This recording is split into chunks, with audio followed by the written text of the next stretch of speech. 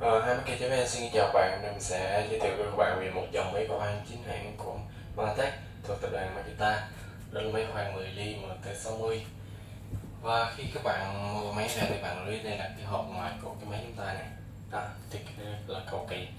Và trên đây sẽ có logo của Manatech và của thương hiệu Makita, và đây sẽ có cái nơi xuất xứ sản xuất, và đây chúng ta sẽ có một cái mã vạch, một mã QR để chúng ta có thể check được cái nơi xuất xứ sản xuất đâu.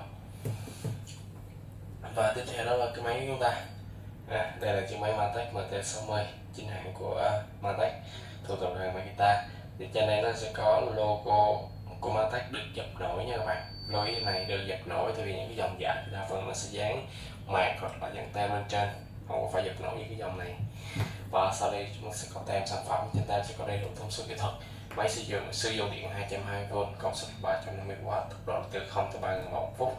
Vì nó sẽ sử dụng cấp độ đa cấp, là khi các bạn bóp cò mạnh thì nó sẽ tốc độ nhanh, và chậm yếu bóp nhẹ thì tốc độ nó đi chậm.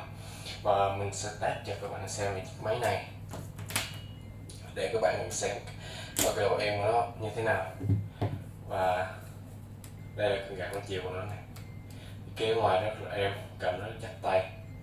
Đây mình sẽ bóp thử. Đó, mình đang bóp nhẹ các bạn. Rồi giờ mình sẽ bóp mạnh.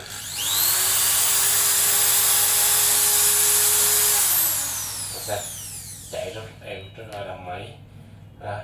Một chiếc máy thuộc tập đoàn Makita Manatech MT60 chạy rất là êm.